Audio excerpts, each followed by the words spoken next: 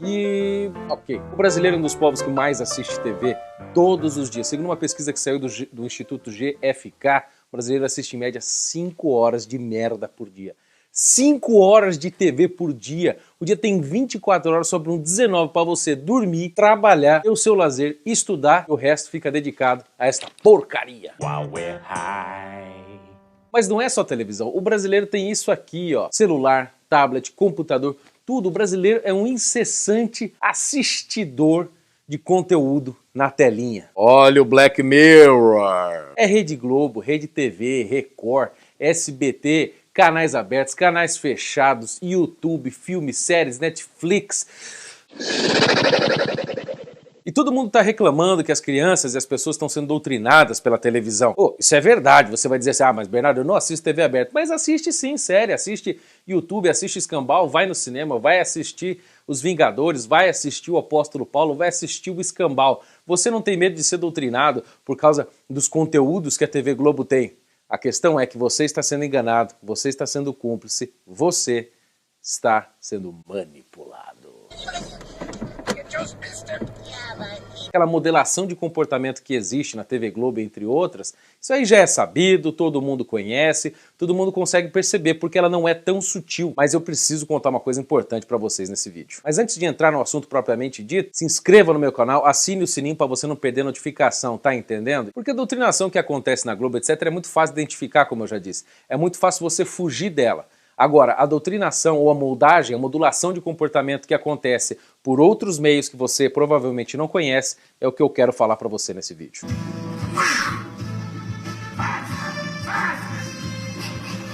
O problema está muito mais no conteúdo explícito da história do que está acontecendo nos vídeos do que aquilo que você lê, daquilo que você ouve dos artistas falando, dos argumentos lógicos deles. Isso não importa tanto quanto a cena em si. E antes de explicar como é que isso acontece, eu preciso citar 2 exemplos para vocês que eu já mencionei em um outro vídeo. São 2 estudos, um feito pelo Banco Interamericano de Desenvolvimento e outro feito pelo Center of Economic Policy Research da Inglaterra, que é o Centro para Pesquisas Econômicas e Políticas da Inglaterra. Um deles foi feito sobre a relação entre as novelas da Globo e a taxa de divórcio. E o outro foi feito sobre as novelas da Globo e a taxa de fertilidade, ou seja, o número de crianças nascidas por família. O primeiro estudo que foi feito por esse grupo em inglês de pesquisas econômicas e políticas foi a respeito da taxa de fertilidade.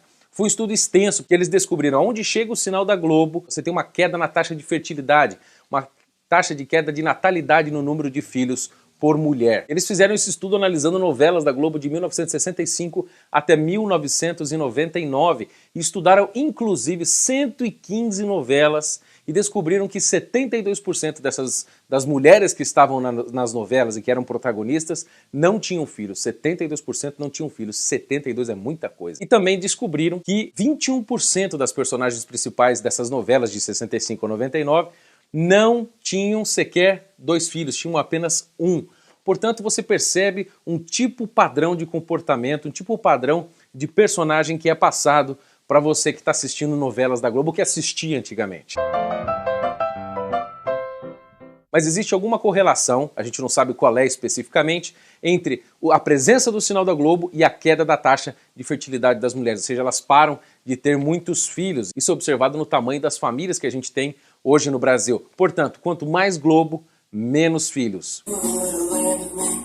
Inclusive, a parte triste que esse estudo mostra, que foi feito pelo pessoal da Grã-Bretanha, é que afeta as mulheres mais pobres. Porque as mulheres mais pobres, em geral, obviamente, são menos alfabetizadas, são analfabetas e recorrem à televisão como um meio de se informar, como um meio de adquirir algum conhecimento, por mais porcaria que possa ser, mas elas vão à TV para recorrer, porque não podem ler, etc. Olha o Black Mirror! Outro estudo importante realizado sobre a influência da TV Globo foi feito pelo Banco Interamericano de Desenvolvimento. Gente, até a Rede Globo soltou essa notícia na época, mostrando que onde chega o sinal da Globo, a taxa de divórcios, ó, vai lá para cima. É um negócio esplendoroso. A Globo parece que está até comemorando isso.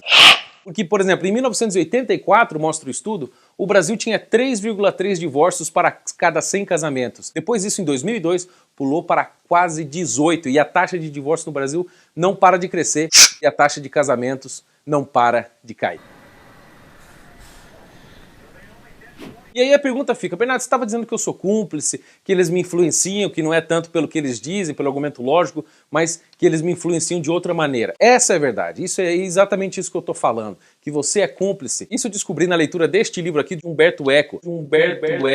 Tem muitos artigos chatos, etc., mas tem um artigo importante que ele faz aqui neste livro chamado Apocalípticos e Integrados. É um livro onde ele analisa muitas questões, entre elas a TV, e ele cita uma pesquisa de Gilbert Coencit, que publicou uma série de pesquisas sobre televisão e cinema e a influência deles no seu comportamento. E ele descobriu uma coisa que chamou de mimese instintiva ou indução póstero-motriz.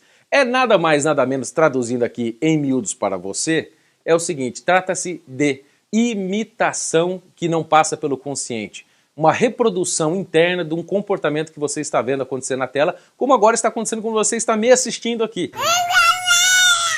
Basicamente, o estudo de Gilbert Coencit foi mais ou menos assim. Ele colocava um eletroencefalograma na cabeça das pessoas e pedia para elas assistirem uma cena na TV. Por exemplo, uma cena de um cara dando um murro. O cara vinha lá e pau, pau, pau, dava um murro. Quando a pessoa assistia aquilo, aquela cena da pessoa dando um murro, pau, o cérebro da pessoa era acionado justamente na área que seria acionada se ela desse um murro de verdade. Pau! A diferença é que a pessoa não está assistindo e não dá um murro de verdade quando assiste outra pessoa dando um murro na tela, porque o estímulo que acontece dentro do cérebro não é grande o suficiente ou forte o suficiente para mover os músculos do corpo e você conseguir dar um soco. Mas o fato é que você reproduz o soco vamos dizer, numa escala muito pequenininha, uma escala atômica, vamos dizer assim. Você repete o comportamento que está acontecendo na TV. Agora a pergunta que fica, quanto mais você assiste, mais aquele comportamento vai se acumulando na sua experiência interna, sem você precisar ser convencido pelo argumento, sem você precisar ser convencido por uma questão lógica, sem você precisar compreender a narrativa.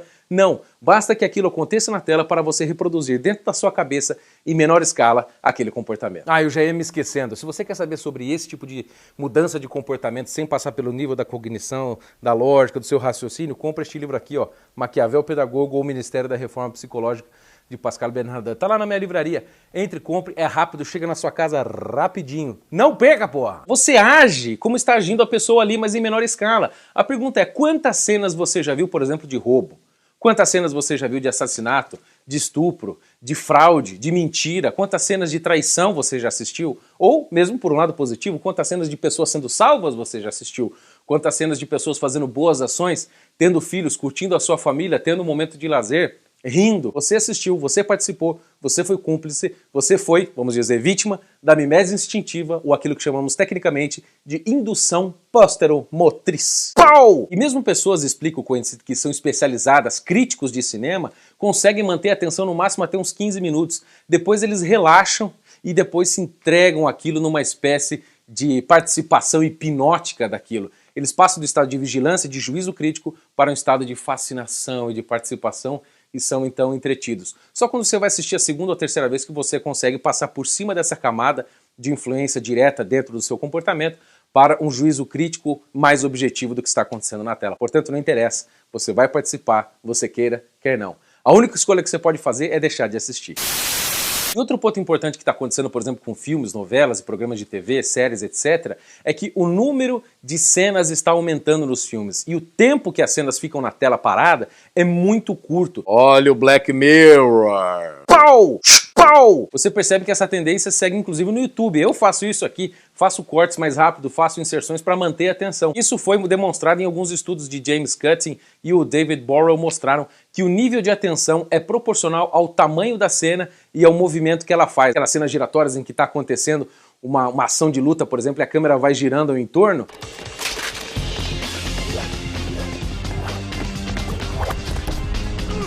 Isso também influencia na sua atenção. Quanto menor a cena, menor o seu nível de atenção.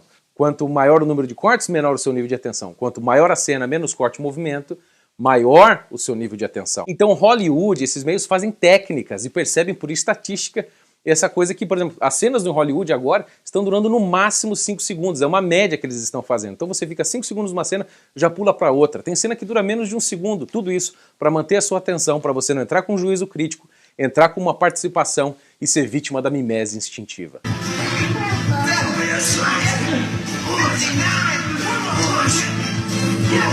Portanto, gente, o que se passa aqui no Black Mirror, você se torna cúmplice, você é um coparticipante do que está acontecendo ali. Pense quantas pessoas há 200, 300 anos viam na vida dela uma cena de sexo. Eram pouquíssimas cenas, porque a pessoa provavelmente só via cenas de sexo com ela mesma, ou seja, ela participava do próprio ato, mas não assistia essa imensidão que nós assistimos hoje. E mesmo eu falo de outras cenas como assassinato, roubo, coisas boas, inclusive, que podem acontecer na televisão. E agora a pessoa de hoje, quantas cenas de sexo ela não assiste acontecendo na televisão? Por exemplo, se você assistir Game of Thrones, que é uma série muito famosa, porra, só tem cena de estupro, gente pelada transando, assassinato e violência. Aquilo, se você assistir aquela série inteira, que é imensa, tem, sei lá, 7 temporadas, você já vai ter participado de muitas cenas de sexo, mais do que quase toda a humanidade viu na sua história. E, portanto, você se tornou cúmplice, você participou ou coparticipou hipnoticamente, com um modo de fascinação daquelas ações. E aí você acaba agindo de modo repetido, mas em menor escala, e começa a acumular aquelas experiências. Então você acaba banalizando essas experiências dentro da sua cabeça e começa a achar que o sexo é uma coisa banal e não tão sagrada e maravilhosa como Deus criou. Portanto, gente, para finalizar, o adágio vale: quem com porcos anda, farelos come. Escolha bem o seu conteúdo, saiba o que você vê, principalmente para os seus filhos que ainda estão com a cabeça em formação, absorvendo tudo. Curta o vídeo, compartilhe, comente aqui embaixo, conte de suas experiências. Um abraço. Pau! Pau!